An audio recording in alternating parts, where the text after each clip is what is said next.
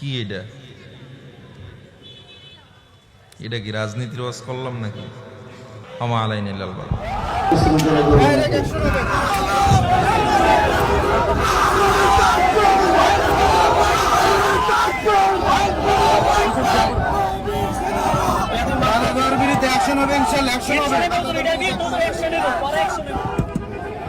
হাতে রশি লাগায়া হ্যান্ডকাপ লাগায়া আমাদের ওলামা ইকরামদেরকে 3 বছর 3.5 বছর 4 বছর আর আল্লামা সাইদি সহ ওলামা ইকরামকে 10-12 বছর কারা নির্যাতন করেছে, কারা নির্যাতিত করেছে। আমরা এদের বিরুদ্ধে কথা বললে যদি রাজনীতির ওয়াজ হয়, এই রাজনীতির ওয়াজ বন্ধ করা যাবে না। আমরা নিরীহ জনগণ, আমগো অপরাধ নাই, ভোট দিয়ে তুমি হওয়াইছো 16 বছরের পৃষ্ঠা খায় আর পরও ঠিক হয় নাই। 50 বছর ধরে বাংলার মানুষ স্বাধীনতা পায় নাই।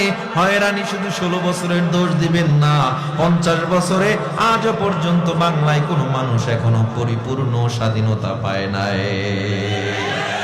এই বাংলায় যদি স্বাধীনতা পরিপূর্ণ ফিরে পেতে চাও, ইসলামী কোরআনী শাসনের কোনো বিকল্প নাই। যতদিন না পর্যন্ত বাংলার জমিনের মানুষগুলো ইসলামকে ক্ষমতায় বসাবে, আল্লাহওয়ালাদেরকে ক্ষমতায় বসাবে, ততদিন পর্যন্ত বাংলার দুর্নীতি বন্ধ হবে না, লুটতরাজ বন্ধ হবে না, দেশের টাকা বিদেশে পাচার বন্ধ হবে না। দেশটাকে আমরা পুনরায় স্বাধীন করেছি, এই দেশটাকে দ্বিতীয়বার গাদ্দারদের হাতে আমরা দিতে চাই না। আমরা ওলামায়ে কেরাম, ছাত্র জনতা, আপামর সাধারণ জনতা সবাই মিলে রক্ত দিয়ে একটা ভূখণ্ডকে আবার দ্বিতীয়বার স্বাধীন করেছি। এই বাংলায় কোনো নাস্তিক্যবাদী দ্বিতীয়বার আর আসতে পারবে না ইনশাআল্লাহ। আপনারা প্রস্তুত আছেন তো? তবে একটু সময় দিতে হবে। যারা এখন উপদেষ্টায় আছে এদেরকে একটু সময় দিবেন না? 3 মাস হয়েছে, কয় মাস? এর ভিতরে এক ক্ষমতা দিয়ে নামায় ফলাই চলবে, ঠিক না? 3 মাস, 16 বছর কথাই বলতে পারে নাই, 3 মাস এত কথা বলতেছে, যা 16 বছরের অন্তরে যত ব্যথা সব এক উপরে ঝাড়তেছে। একটা লোকের গায়ে টোটাল রক্ত নষ্ট, ক্যান্সার যুক্ত, এরা যে আপনি বলতেছেন তোর চোখ দুইটা তো সুন্দর, নাক তো সুন্দর, তোর মুখটা সুন্দর, এই ক্যান্সারের রোগী এটা বলে লাভ আছে? এ তো পুরো শরীরই নষ্ট।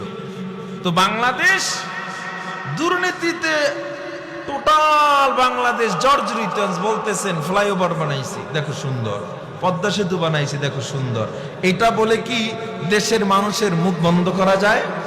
সুতরাং দ্বিতীয়বার যারা চেয়ারে বসবেন এই চিন্তা কইরা বসবেন, এই দেশে যদি ক্ষমতায় থাকতে হয় ইসলামকে মাইনাস করে ক্ষমতায় থাকা যাবে না।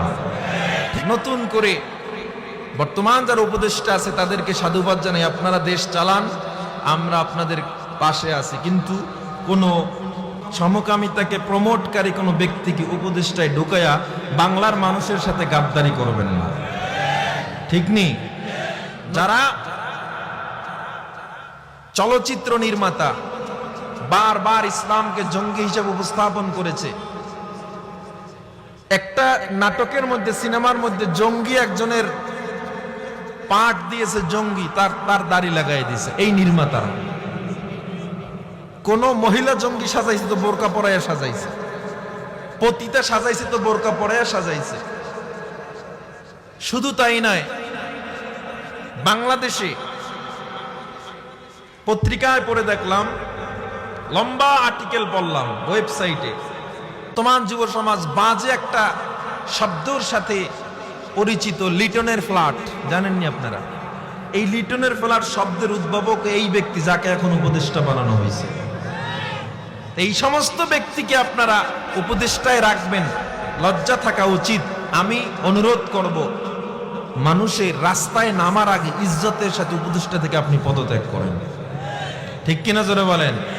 আমি নাম বলতে চাই না, নাম বললে আপনার নাম না বলছে এটি বুঝে গেছেন কে, বুঝেন না আপনারা?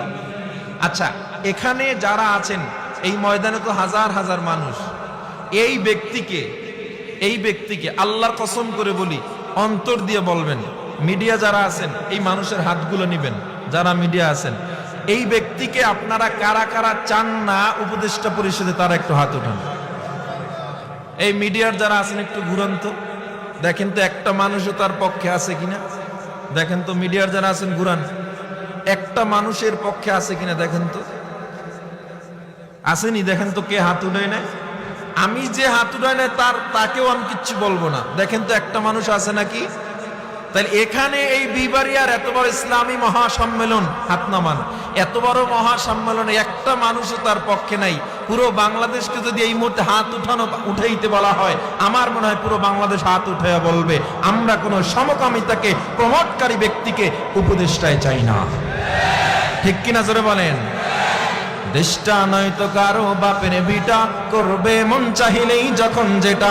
দেশটা নয়তো কারো বাপের বিটা, করবে মন চাহিলেই যখন যেটা।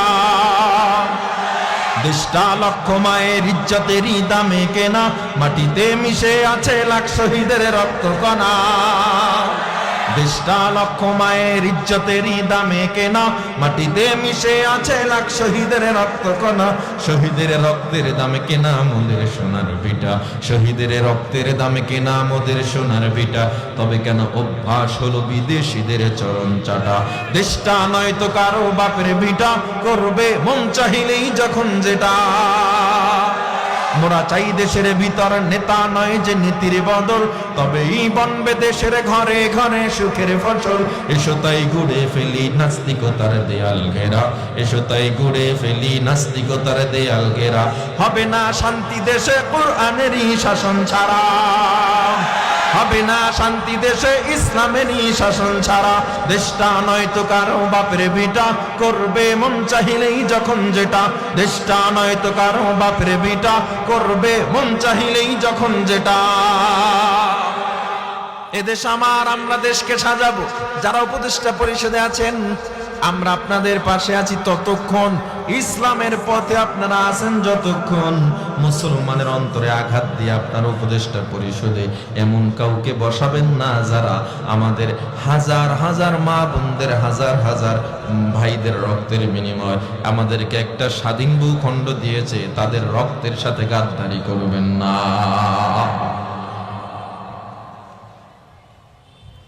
দেশকে সুন্দর করতে হলে সরকার কখনো দেশকে একা সুন্দর করতে পারে না। আমাদের কি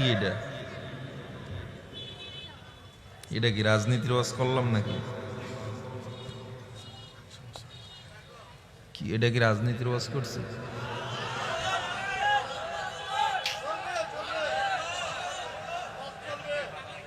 হ্যাঁ,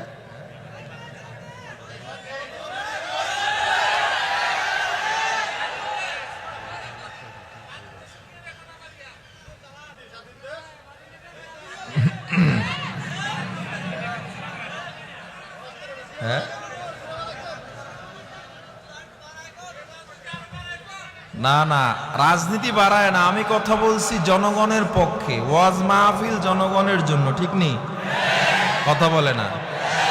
শুরুতে হাদিস দিয়ে কবরে আলোচনা করছি। যদি কবরের আলোচনায় চালাইয়া যাইতাম, দেশ সম্পর্কে কথা না বলতাম, আমার চেয়ে ভালো বক্তা কেউ ছিল না মনে হয়, ঠিক নেই? আমি রাজনীতির ওয়াজ তো করি না। আমি করছি মানুষের অধিকার নিয়ে কথা বলেছি। মানুষের অধিকার নিয়ে কথা বলাটা যদি রাজনীতির ওয়াজ হয়, এই রাজনীতির ওয়াজ তো আমি বন্ধ করতে পারবো না। বেয়াদবি ক্ষমা করবেন, আমি এটা পারবো না। আর বাংলাদেশের মানুষ স্বাধীন মানুষ, এখনো এই সমস্ত স্লিপ আসবে, এটা আমার কাছে, এটা একটা মাদ্রাসার মাহফিল, আমার কাছে জিনিসটা একদমই ভালো লাগে নাই। মাদ্রাসা স্বাধীন থাকবে। মাদ্রাসা তো কোনো নেতা খাতার কথায় মাদ্রাসা চলে না, চলে নাকি? হ্যাঁ, রাজনীতির ওয়াজ। আমি কথা বলবো আমাদের উপদেষ্টা। দেখেন, রাষ্ট্রীয় পর্যায়ে ইসলাম দরকার আছে না নাই? নবীজি সাল্লাল্লাহু আলাইহি সাল্লাম শুধুমাত্র দ্বীনের দাওয়াত দিয়েছে, রাষ্ট্রীয় পর্যায়ে ইসলাম কায়েম করেন নাই। জিহাদের ব্যাপারে কোরআনে আয়াত নাই। আপনি জিহাদ নিয়ে, রাষ্ট্র নিয়ে কথা বললে এটাই তো রাজনীতির ওয়াজ হয়ে যাবে। কথা বলেন। আপনি ইসলামী খেলাফাকে মাইনাস করে ইসলামকে রাখতে পারবেন? খেলাফাকে মাইনাস করা যাবে? আর ইসলামী খেলাফা বললেই তো এদেশের মানুষ মনে করে এটা রাজনীতি। এখন রাজনীতির ওয়াজ করতে যে যে যে এই চিঠিটা দিছে, যখন ওলামায়ে কেরাম জেলে গেছে, ওলামায়ে কেরাম জেলে পড়ছে, কত ওলামায়ে কেরাম হাতে রশি লাগায়া, হ্যান্ডকাপ লাগায়া আমাদের ওলামায়ে কেরামদেরকে 3 বছর, 3.5 বছর, 4 বছর, আর আল্লামা সাইদি সহ ওলামায়ে কেরামকে 10-12 বছর কারা নির্যাতন করেছে, কারা নির্যাতিত করেছে। আমরা এদের বিরুদ্ধে কথা বললে যদি রাজনীতির ওয়াজ হয়, এই রাজনীতির ওয়াজ বন্ধ করা যাবে না। দেশে প্রত্যেকটা মানুষ অন্তর অতিষ্ঠ হয়ে গেছে। আমাদের ওলামায়ে কেরামরা জেলে ছিল না? তো এদের নিয়ে কথা বললে রাজনীতির ওয়াজ হয়ে যাবে।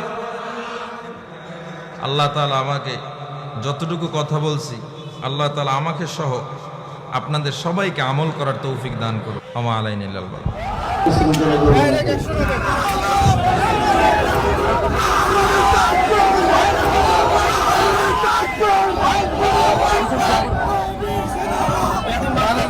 অ্যাকশন হবে ইনশাআল্লাহ, অ্যাকশন হবে।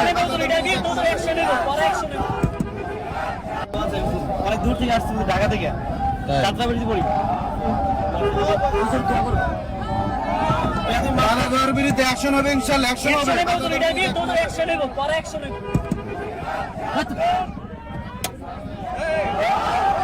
ডাইরেক্ট অ্যাকশন হবে, কোনো উচ্চারণ হবে না। ঢাকা থেকে আসছিলাম হুজুর, আপনি বড় কষ্ট দিলেন।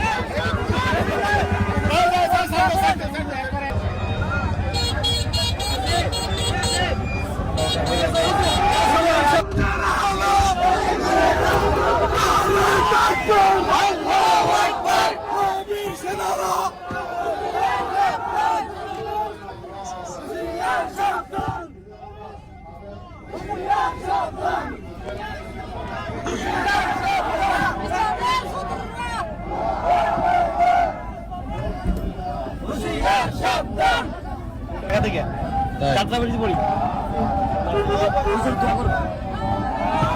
বাংলাদেশের বিরুদ্ধে অ্যাকশন হবে ইনশাআল্লাহ, অ্যাকশন হবে।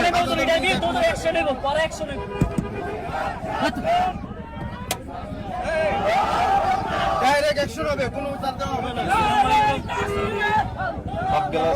ঢাকা থেকে আসছিলাম হুজুর, আপনি ঢাকা থেকে কষ্ট দিলেন।